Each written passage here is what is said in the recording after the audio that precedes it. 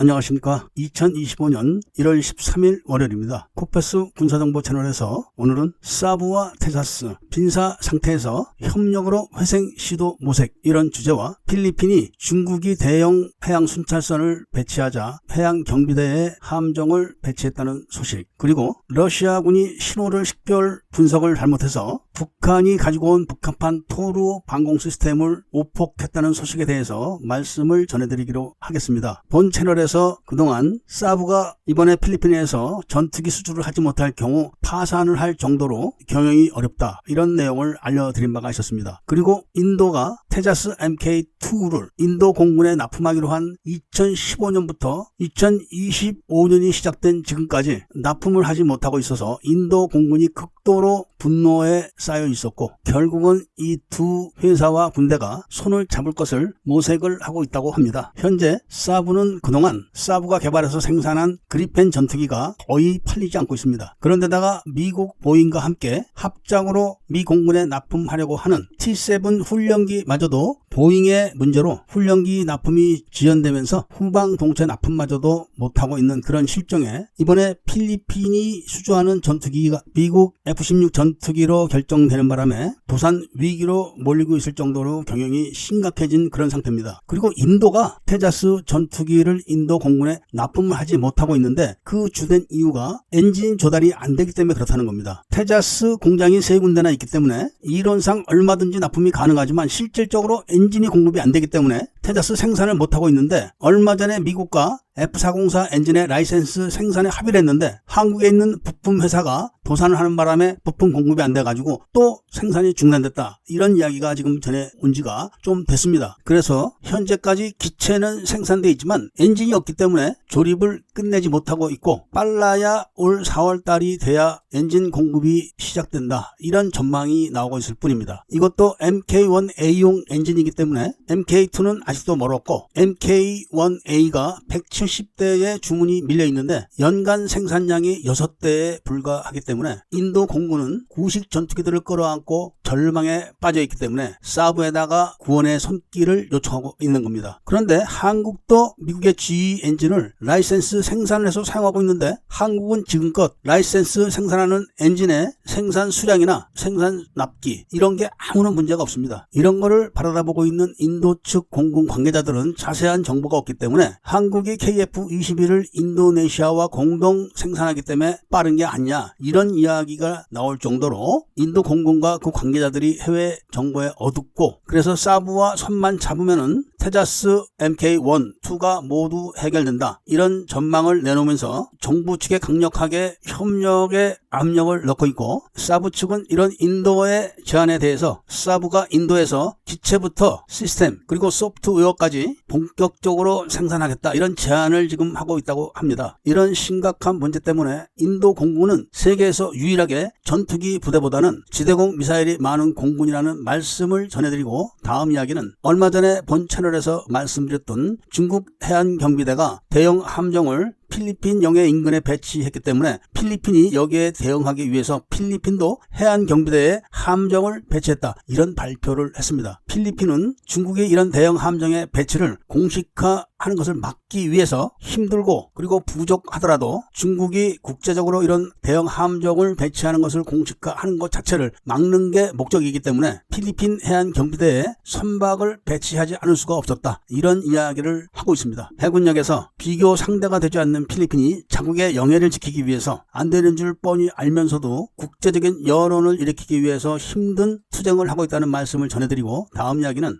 우크라이나 전쟁에 참전하기 위해서 우크라이나에 와 있는 북한군이 북한이 개발했던 북한판 토루 미사일 시스템을 러시아군이 신호 식별을 오판해가지고 북한의 방공 시스템을 직접 오폭한 사건이 발생했고, 북한의 방공 시스템은 대파되었다는 이야기입니다. 러시아가 방공 장비의 부족으로 인해가지고 성능이 검증되지도 않은 북한의 방공 시스템을 어거지로 도입을 했다가 러시아군과 훈련 부족으로 인해서 러시아 드론 담당 병사들 하커들이 북한판 토르 방공 시스템에 신호 식별을 하지 못해서 일어난 사건이라고 보도를 하면서 러시아가 전쟁 물자의 부족으로 점점 심각한 위기로 몰리고 있다는 반증이라는 말씀을 전해드리고 오늘 이야기를 마치도록 하겠습니다. 애국 시민분들과 밀매분들께서는 구독을 꼭 해주시고 좋아요와 알림 설정을 부탁드리면서 이야기를 들어주신 데 대해서 감사드립니다.